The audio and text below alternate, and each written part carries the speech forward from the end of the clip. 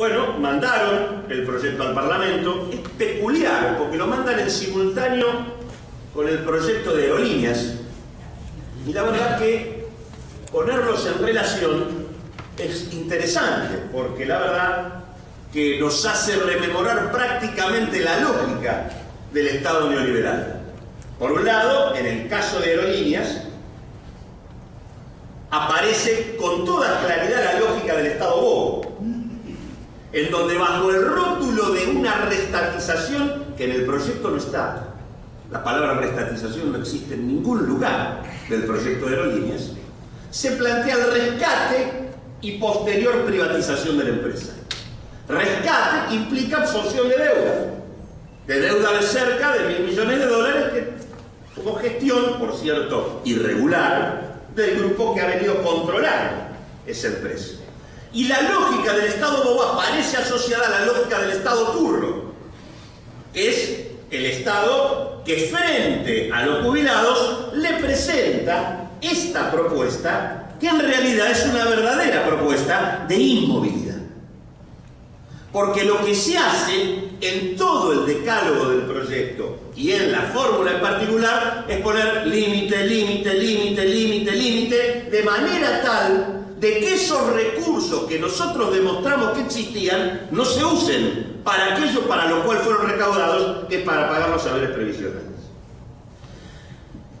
Para hacerlo simple, en realidad debo decir que el proyecto, cuando uno toma sus fundamentos, se lo dije expresamente al ministro de Trabajo, porque además el ministro de Trabajo lo viene a plantear como algo que realmente tendríamos que, no sé, decir que esto es la toma de la Bastilla. Y la verdad que los fundamentos del proyecto parecen escritos por el enemigo. En los fundamentos del proyecto se dice que por fin logramos cumplir con las necesidades de subsistencia de los jubilados. Es decir, que los 690 pesos cubrieron las necesidades de subsistencia. Está dicho. Ahora que hemos logrado finalizar con garantizar la subsistencia, ahora podemos hablar de movilidad. Este es el discurso de los fundamentos. Pero no alcanza con esto, sino que luego dicen la movilidad, que es un derecho, ¿no? Un derecho que se supone que tienen todos los mayores, porque se supone que el haber es, como se dice, el sustituto del salario. Es lo que uno tiene que tener para poder reemplazar su ingreso cuando deja de estar en la vida activa. En realidad lo que dice este proyecto en sus fundamentos es que en las situaciones de emergencia no debe haber movilidad. Entonces, como venimos de la emergencia, era razonable que no hubiera movilidad. Es más, llega a decir que en los momentos de emergencia hay que confiscar los derechos patrimoniales. Y por eso le preguntamos, pero ministro, ¿se confiscaron los derechos patrimoniales de los bancos? ¿O los compensaron con cifras multimillonarias? ¿Se confiscaron los derechos patrimoniales de los exportadores en el marco de la devaluación? ¿O de las empresas que licuaron deuda a lo pavote? Digo, en realidad el tema es que son los derechos patrimoniales de algunos, y en particular en este caso, de los jubilados. Pero el proyecto dice con todas las letras que es razonable que en emergencia no se pague movilidad.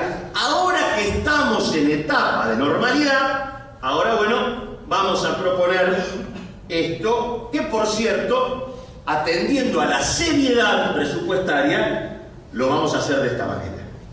Y esta manera implica algunas cosas. Primera cuestión, como bien decía Elías, si 8 de cada 10 mayores cobran la mínima está en el orden de los 690 pesos, muchos de esos mayores que cobran la mínima tienen dentro de esa mínima la denominada prestación básica universal, que está, por este proyecto se lleva a 326 pesos, esto representa prácticamente la mitad del haber mínimo. Esa parte no está sujeta a movilidad. Obviamente, cuando lo dijeron los compañeros de la CTA en el Ministerio de Trabajo, le dijeron, no, habrá sido un error de imprenta. Un error de imprenta que se sostiene en el conjunto del articulado. cuando vinieron al Parlamento ya le habían advertido, sin embargo trajeron el mismo proyecto con los mismos errores de imprenta en todos y cada uno de los artículos. Y en realidad por eso es que cada vez que nosotros decíamos algo, el ministro decía, bueno, no, eso se va a modificar. Y decíamos otra cosa, no, eso se va a modificar. Y así sucesivamente. Y es probable que eso se modifique. Es probable que sea lo único que se modifique. O que quieran modificar si nosotros no somos capaces de ponerle una cuña a esta historia.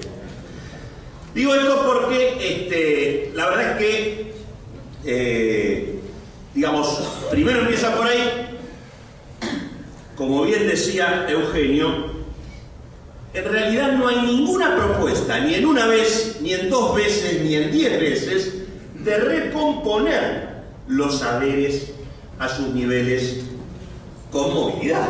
Es decir, Eugenio puso el caso del que ganaba 800 pesos, pero también está el que ganaba 500 en el 2002, que le tocó parte de los aumentos, no todo, por lo tanto tiene una merma. En realidad los cálculos nuestros nos indican que por encima de los 280 pesos, en 352,80, los que percibieron incrementos le ganaron o empataron a la inflación. Por los que estaban arriba de 280, todos perdieron. Todos perdieron. Ahora, la movilidad suponía, bueno, aquel que no recibió todos los aumentos, por lo menos ahora nivelémoslo, digamos, llevémoslo a lo que le hubiera correspondido si le hubieran aplicado los aumentos. No para pagarle lo que le deberían haber pagado, que eso ya sería hablar del retroactivo, de lo que se les debe, sino simplemente para que el punto de partida, a partir del cual uno aplique la movilidad, no sea los 690 pesos que tienen el 8 de cada jubilado. Sobre este segundo tema no hay absolutamente nada en el proyecto. Ahora, después viene la bendita fórmula, que en esto lo que ustedes sí tienen que tener en claro es que es mentira que utilizan los recursos del sistema para pagar los salarios. La fórmula está armada, a diferencia de la nuestra, que era aprovechar que había más recaudación para levantar el haber. La fórmula está armada para que si hay más recaudación no se use para levantar el haber. Y por eso entonces empiezan diciendo, la recaudación es solo la recaudación tributaria, es decir, aquella parte de los impuestos que se utilizan para financiar el sistema. Aquello que sacan de la coparticipación con la provincia, lo que corresponde del IVA, lo que corresponde de ganancia, eso es lo que se contempla. Pero no toda, el 90%. Ahora uno pregunta, bueno, pero ¿cómo es la historia? ¿Por qué no ponen los aportes personales de los trabajadores y las contribuciones patronales, que son otra parte fundamental del financiamiento del sistema? No, eso no va.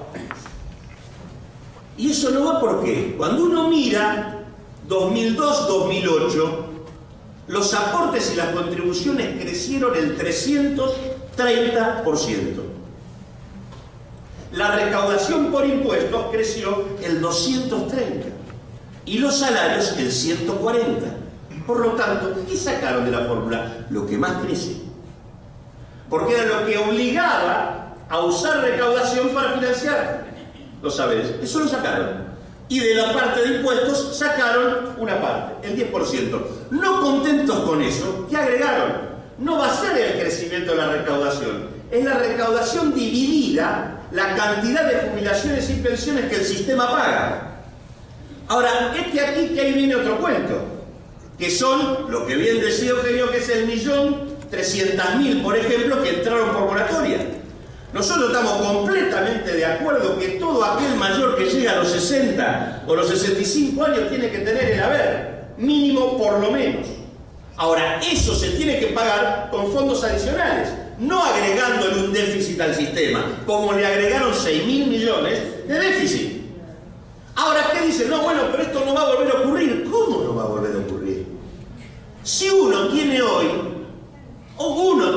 que hay 15.200.000 afiliados al sistema previsional y hay 6.300.000 aportantes. Porque ese es el problema de fondo que tenemos.